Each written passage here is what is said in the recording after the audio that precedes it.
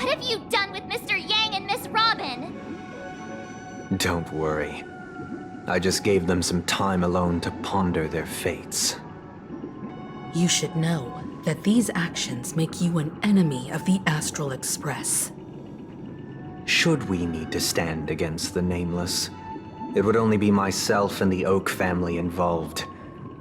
But we haven't reached that point yet, have we? Your efforts for the justice of Penacony are evident to everyone, and have been widely observed.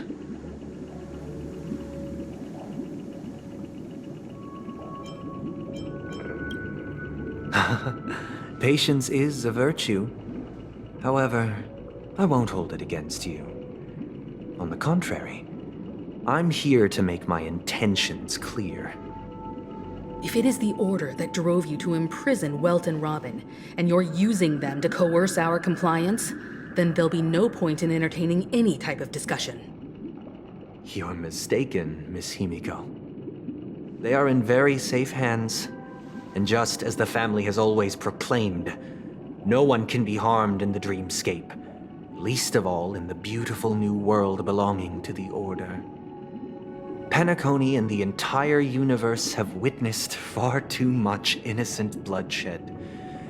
The strong wield their blades against the weak, and the victors push the vanquished to the brink of life. Natural selection. The world abides by this principle, establishing the well-being of humanity atop the corpses of the downtrodden. Only we, or rather, I, possess the power to put an end to this farce. So you've decided to resurrect a dead Eon? No one's ever done such a thing. If Miss Himiko is interested, let's draw back the veil and speak candidly. I've always firmly believed that people can understand one another through peaceful means. I'm willing to divulge the unembellished truth as to the intentions of the Order's Pathstriders, so that you will make better judgment for the Astral Express, for Penacony, and for this stretch of the universe. Words can hardly do justice to the beauty of that ideal. So, come with me, everyone. Let us retrace our steps and see once again where this road leads. Huh? Where'd he go? Welcome. This isn't any location in Penacony's dreamscape. It's my inner world. The reason the scenery before you remains unchanged is because your consciousness has drawn on similar concepts to fill in the gaps. Did you do the same to Welt? It's a tuning process. Stronger in effect and more draining on the mind. The gray-haired guest has experienced it before, so she should understand what it entails. Tuning allows you to intuitively grasp my feelings, which also means that I cannot hide anything from you. Now, everyone, please look at the huge screen. The road we once took begins here. From this point on, you will witness the numerous decisions I've faced. I've selected a portion of these to share with you. I believe after going through similar predicaments, you'll be able to better understand my thoughts. Let's begin. The first decision. A story about a baby bird. This story happened when Robin and I were very young. We were victims of the Stellaron disaster, and the family's Mr. Gopher Wood, who would later become the Dream Master of Penacony, saw that we siblings had no one to turn to and took us in. Later on, Robin and I lived a time with nary a care in the world. One day, after dinner, while my younger sister and I were lounging about in Mr. Gopher Wood's yard, we spotted a fledgling Charmony dove all on its own. That baby bird was tiny.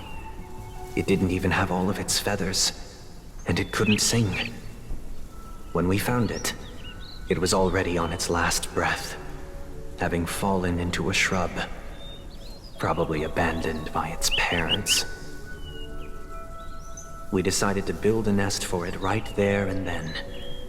However, thinking back, that winter was unusually cold, with fierce winds at night in the yard, not to mention the many poisonous bugs and wild beasts in the vicinity.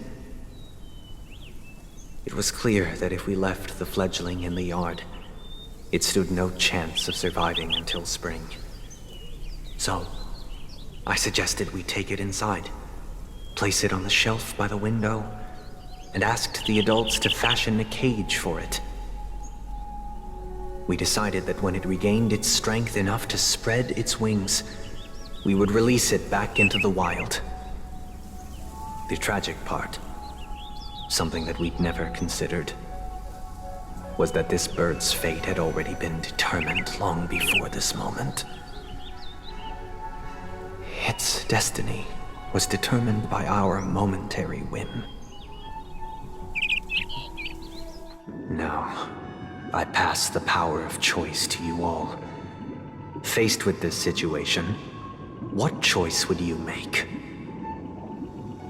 Stick to the original plan and build a nest with soft net where the Charmony dove fell.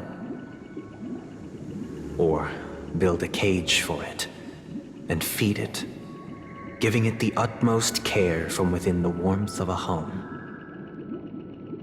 I eagerly await your answer.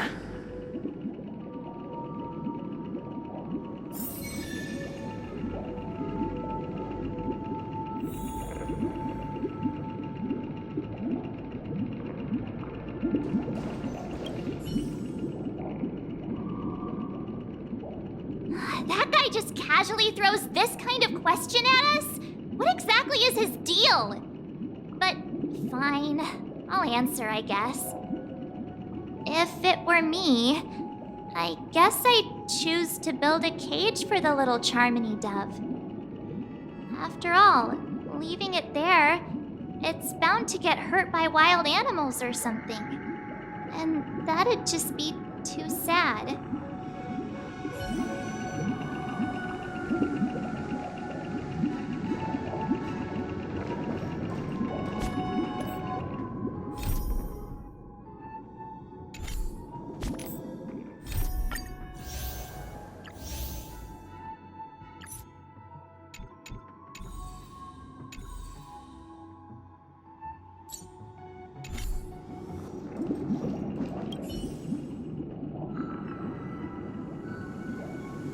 It looks like he really has no intention of imprisoning us. If it's just a quiz, I suppose it's fine to humor him. Back to the question. I would personally choose to build the little Charmony dove a cage. No special reason. I do think that a fledgling should have the right to fly into the sky. But if it can't even live to that point, then there's nothing to talk about to begin with.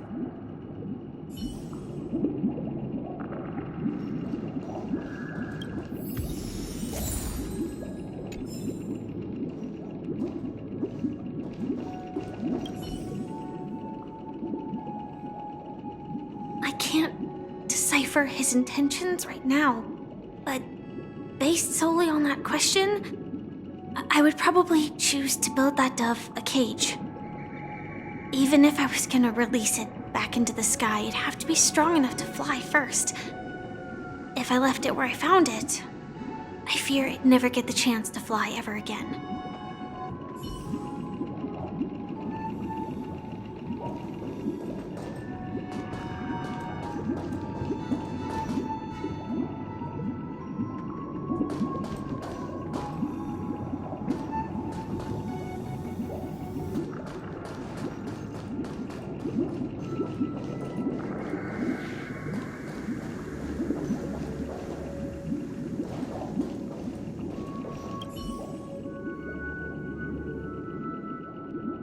It looks like he really has no intention of imprisoning us. back to the question. No special reason.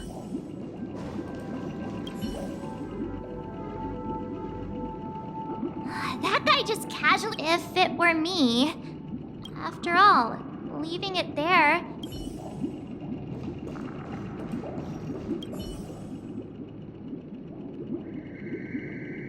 I can't decipher his even if I was gonna release it.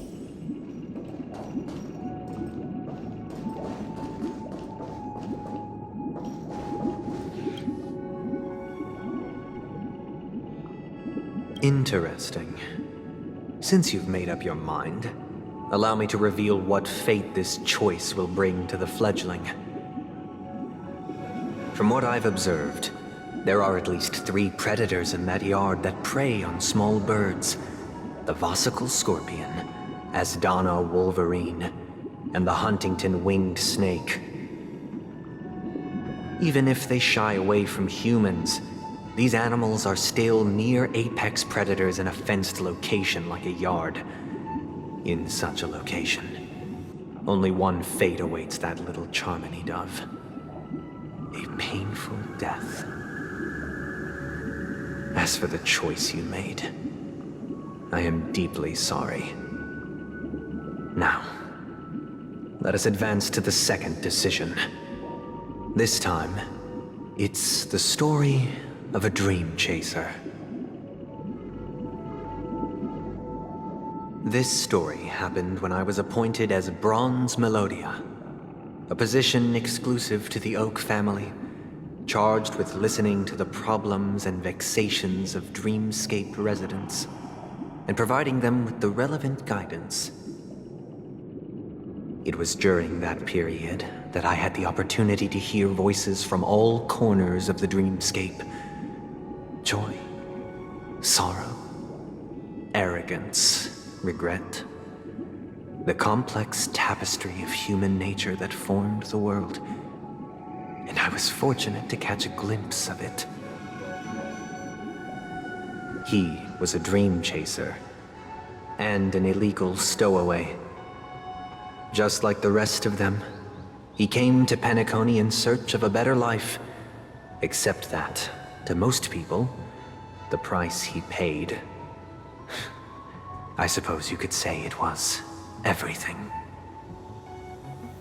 He told me, I sold everything I could at home. The house, the land, even his 2 children. He said he could not afford to raise them, and that at least they could eat if they lived as slaves. He had a plan in place. He would buy back his children once he had made his fortune, and enjoy Penacony's beautiful dream with them. Alas, his plan to smuggle himself was somewhat clumsy, and he was sniffed out by those pig-headed hounds. After hearing the Dream Chaser's story, I immediately appealed to the Bloodhound family to cease their pursuit. That way, at least he could live peacefully. But I was still too naive to the ways of the world. I did not anticipate that what I thought was a kind gesture would later lead to dire consequences. I'll tell you the outcome soon. For now, I'd like you all to make a choice. Will you do as I did, and try to convince the Bloodhound family to stop their pursuit, so that the Dream Chaser may live peacefully and realize his wishes? Or will you remain silent, leaving him to languish while the hounds are hot on his heels, until his inevitable judgment arrives? I look forward to everyone's decisions. Who knows? Perhaps they might even alter the outcome of this tragedy.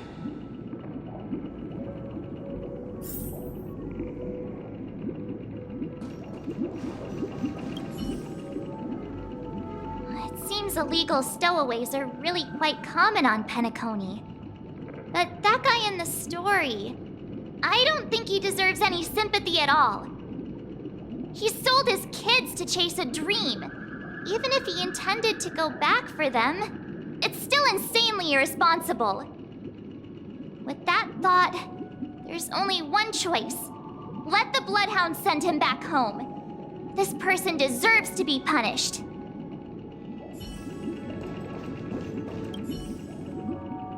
A dream chaser story. If I acted out of kindness, I would probably ask the Bloodhounds to stop their pursuit and lend him a hand. But what cruel repercussion would this choice result in? I think Sunday must have been deeply impressed by the limitations of the strong defending the weak through this incident.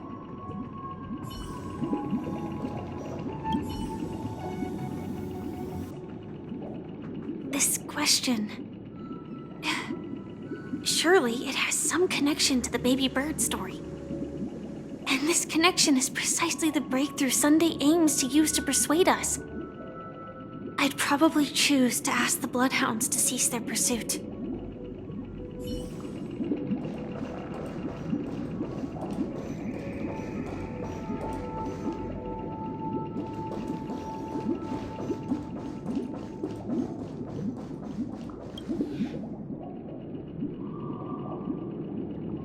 It seems you, like me, are pondering whether a different choice could have led to a better outcome. Sadly, his fate would only be more tragic. Say he never gets caught. He would only die from delirium. The methods with which illegal stowaways enter dreams are unorthodox, not flawless like the hotels. Living in the dreamscape would be a mere pipe dream. Should he be apprehended? Could the hounds afford to turn a blind eye? The answer is a definitive no. They couldn't bear the resulting consequences, and thus wouldn't dare extend a helping hand. As to your choice, I once again offer my heartfelt apologies. Next comes the third and final decision. And the story this time is my own. This story happened the day I was appointed the Oak family head. At that time, Mr. Gopherwood was the current Dream Master, and as per his wish, we had a private conversation. What surprised me was that the Dream Master had only come to deliver a letter to me. He let me read its contents, and it was a letter from my sister. The letter contained the usual pleasantries, anecdotes from her travels, nothing out of the ordinary. Just as I started wondering how this letter related to our discussion, the Dream Master began to speak. Do you know who wrote this letter? My sister, of course. But why would you personally visit me to hand me a letter from my sister containing mere trivialities? To help you grasp the full scope of this issue. Do you know where Robin is at this moment? From what the letter indicates, she must be in Caspelina 8, correct? She's touring there right now. Correct. Has she mentioned anything about a stray bullet? A stray bullet? What? A war has broken out on that planet. It is because of this very reason that Robin chose this destination. To spread the word of the harmony. And to save the lives of that planet. She personally made for the front lines. She hoped to ease the people's suffering with song, and was willing to brave mortal danger to deliver the IPC's medical supplies. Unfortunately, stray bullets show no such compassion. Is she all right? If the operation was successful, she should probably be recovering in the field hospital. By the eon above, the bullet struck her neck directly, yet possibly as a reward for her consistent deeds of harmony, it didn't hit any vital arteries. Once you've attended to your outstanding tasks, it'd be advisable to write her back as soon as possible. Those damned savages! I'll pack my bags right away. My gratitude for bringing this to my attention, Mr. Gopherwood. Now you understand why she always wears such elaborate neck ornaments, don't you? How could this happen? Miss Robin. It's all in the past, so please don't worry. I share this in the meager hope that you will understand the Harmony's limitations and predicament. As grandiose as the strong defending the weak sounds, many times, it is nothing more than wishful thinking. Likewise, I've prepared one last question, one last choice. But rest assured, this choice will not have any grave consequences. Because this is merely a figment of imagination, a nightmare that has haunted me through countless nights. If you ever had the opportunity to make a choice like I did, would you still support Robin's journey on the path of harmony?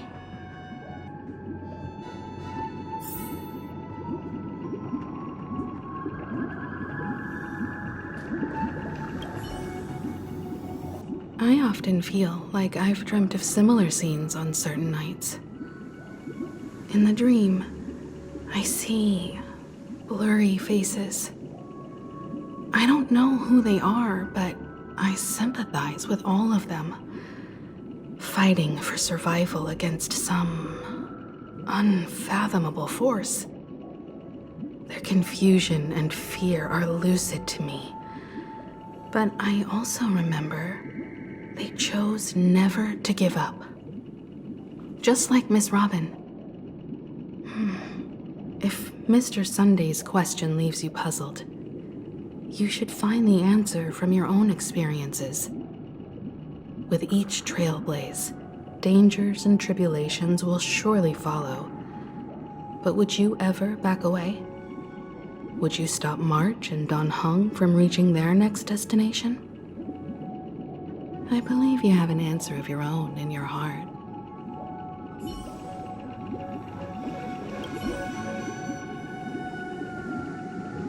Miss Robin's courage is admirable.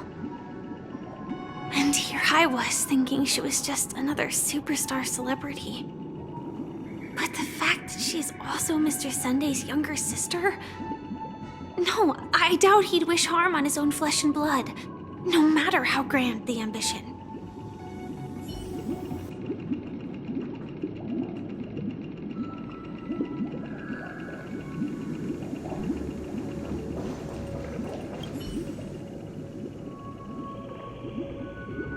Can't believe that happened to Miss Robin. The strong defending the weak is a great mantra, but if I had to pay such a price, I don't know what I'd do.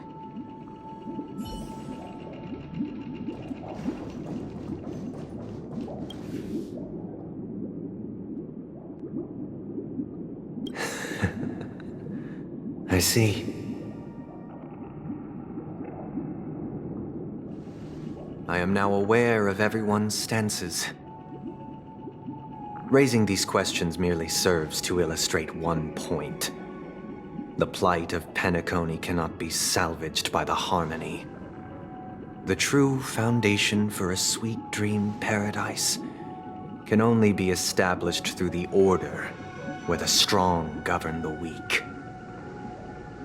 I know the suffering of being tormented, the turmoil of losing your way, how sorrow and even despair set in when matters don't work out. All of this causes me unending pain, because this is not what happiness is at all. We must teach the weak how to live a happy life. And this life isn't some noble propriety that the upper crust preaches, but in definitive terms, a way of survival that belongs to everyone. So what is your definition of living a happy life?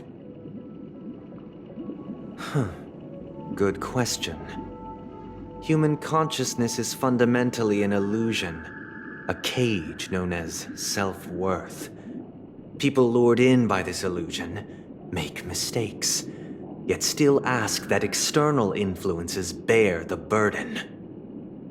When one mistake after the next permeates the masses, they become impossible to trace.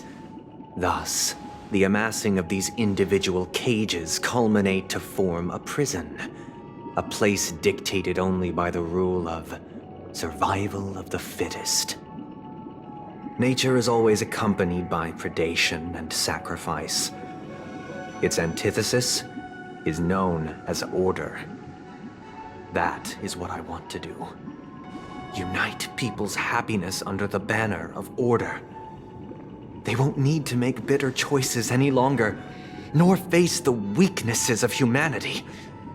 They can cast aside their primal instincts to build a haven for mankind.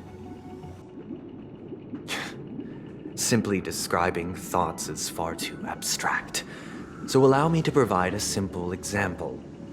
As you all may know, there are societal norms like weekends and long weekends that exist on some worlds. During these hard-earned rest days, people are given the chance to extricate themselves from the stresses of everyday life, allowing a certain tranquility to return to their souls. And it is only on these days that people do not have to adhere to the law where the strong prey on the weak. They can live out their lives happily during these brief intermissions.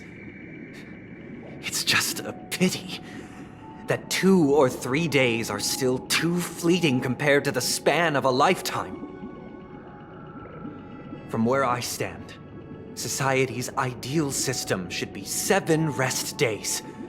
Following Sunday, there should ensue a second, a third, and indeed an infinite procession of Sundays. This should be the face of the new world. Idyllic, eternal, peaceful days. And thus, every person can return to their base selves in this utopia. Some gaze in reverence at the stars, pouring their whole beings into calculating the distance between us and the isolated world of Pagana. Meanwhile, some seek refuge in quiet corners, holding one another, unencumbered by the chains of unwelcome obligations. There would be no need to bear the hardships of reality. Only in this way can humanity face the inevitable end with the purest of spirit, living a life of dignity. This is what it is to live in bliss. Miss Firefly, you who are stricken with entropy loss syndrome, you of all would surely understand this.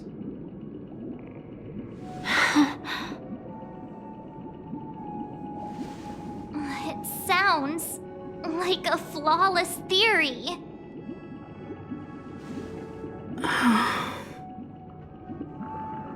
But what is the price to attain all this?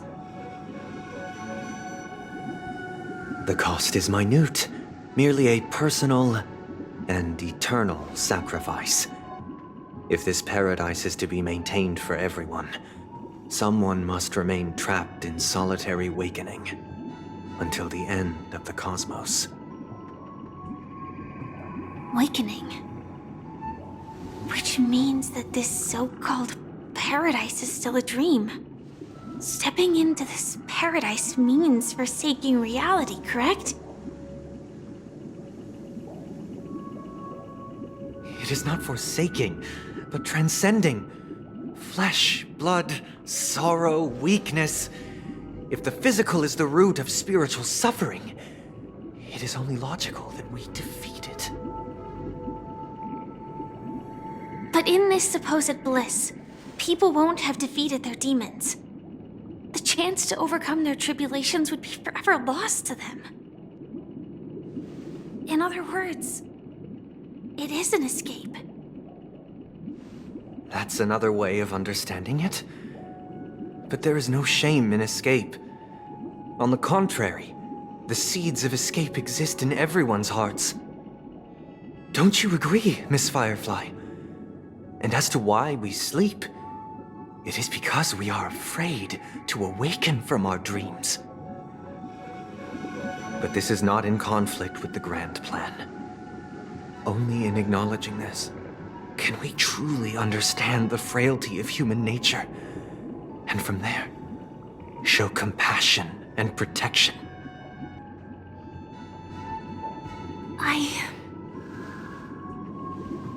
I admit that you are a born leader. Your perspective on humanity brims with pessimism. Yet you express compassion for all, even when your heart pities them. But unlike you, I live for the self. From my perspective, individuals making choices for themselves is their birthright. The want to escape may be innate in the weak. But whether they are weak or not, it is not up to another to decide. Perhaps in your mind, you also view me as weak?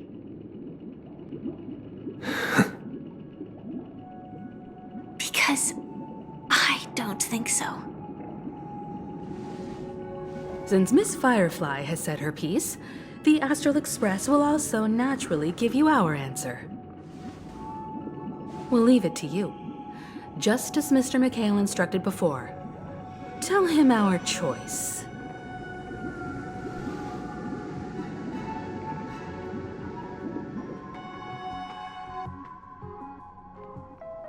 What is this place? Does this place ring any bells, Misha? I don't know, but I feel a sense of déjà vu. What is this place? It's the realm within a dream bubble. This was left to the Astral Express by a nameless, but weirdly, when we entered it, it was completely empty. Dr. Edward from the Dreamscape sales store told me that dreams are formed from memories, and a dream bubble can't take shape if its core is empty. So I thought you might be able to help us in unraveling this mystery, Misha. As a hotel doorman, you know Penacony best among us. I don't know much about dream bubbles, but if you want to figure out what this mansion is, I'll do my best. I'm counting on you then. Himeko, I still don't get it. Why were you so sure that Misha had a connection with this dream bubble? I wasn't sure. It was just a hunch. But since Misha feels familiar with this place, my hunch might be correct.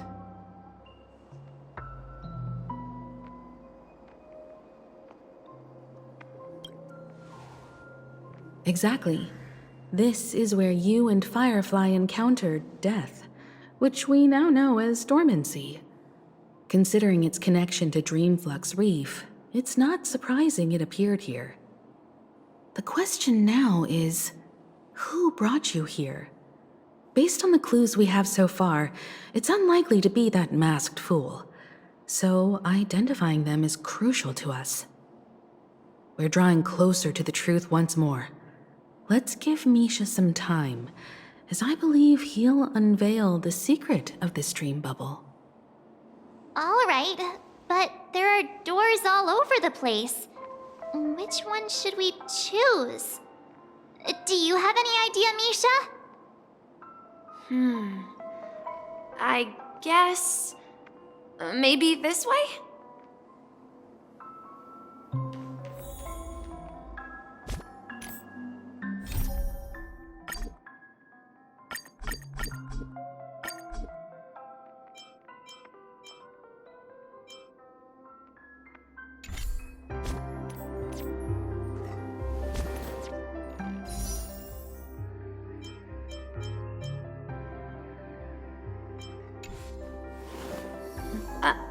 I'm not entirely sure, but let's give it a try.